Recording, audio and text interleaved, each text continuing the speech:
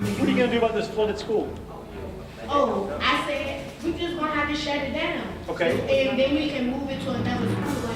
Flooded schools, impassable roads, stranded people. All dire consequences of a hurricane were part of a recent lesson on disaster preparedness for students in Suitland High School's Academy of Homeland Security and Military Science. Gathered in the county's state-of-the-art Office of Emergency Management, each student was assigned a role, be it mayor, public information officer, school superintendent, on a crack team dealing with simulated Hurricane Sully. And even though the students were just rookies, they had no time to lose. Lives were at stake. So this is a real life scenario. So just think if, this was really happening, you guys got to be able to make decisions and work together and communicate. So if you're going to decide to evacuate, be able to articulate why you're going to evacuate and where you're going to evacuate to. It was a little bit tough getting them into their roles because they just came in there and they're like, oh, what are we doing? Oh, we have to answer questions. They didn't even look at their roles yet. So they need to read their roles, get set, have that foundation set, and then start playing them in Disasterville situation. Do they feel the urgency? Oh, yes. There's a time clock in the room, so they can see it ticking down as they're going through their pages of questions. We actually had to split up the pages between different functions so that they can answer all the questions. And as you can see, each function had to speak, so it gets them more public speaking experience as well. Plotting their every move on the Disasterville map, the student troubleshooters worried if helicopters in hurricanes made any sense, and if a contaminated water supply, for instance, was a reason to panic. For you to panic, then be sick and injured, and it's going to come back to the mayor and all of our jobs. And When would you use a helicopter? When would you use a helicopter? I guess probably when the wind has probably died down a bit, or like the next day. Yeah, probably the next day. As the emergency teams shared their decisions, some of which would require some fancy fiscal footwork, Instructor Rolenberg stressed that any course of action had to pass one very important test.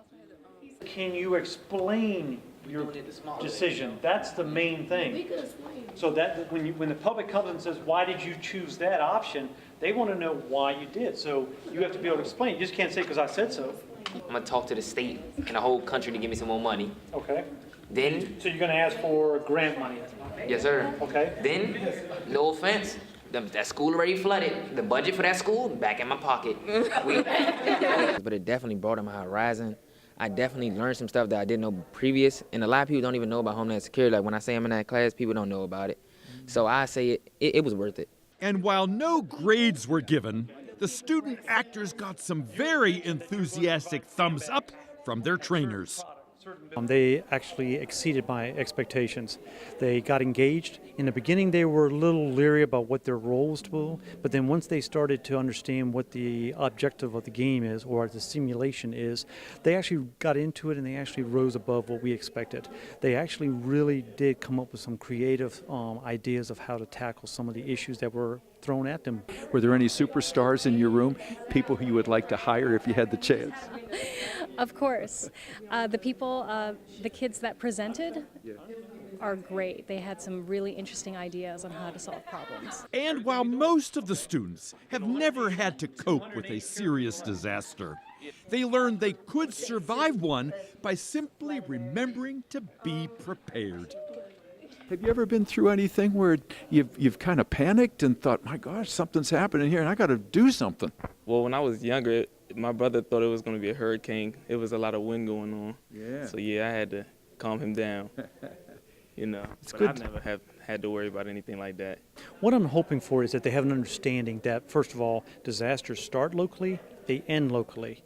And if anything, that they prepare for a possible disaster.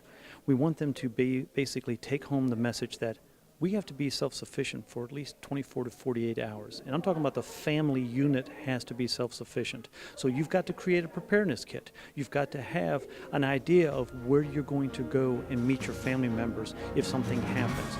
So, whether the Academy students end up as emergency managers, first responders, cybersecurity agents, or anything else, their demonstrated cool heads under fire will serve them well and is something we all can celebrate right along with them.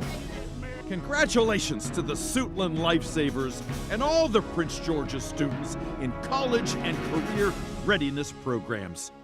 This is Dave Zarin reporting.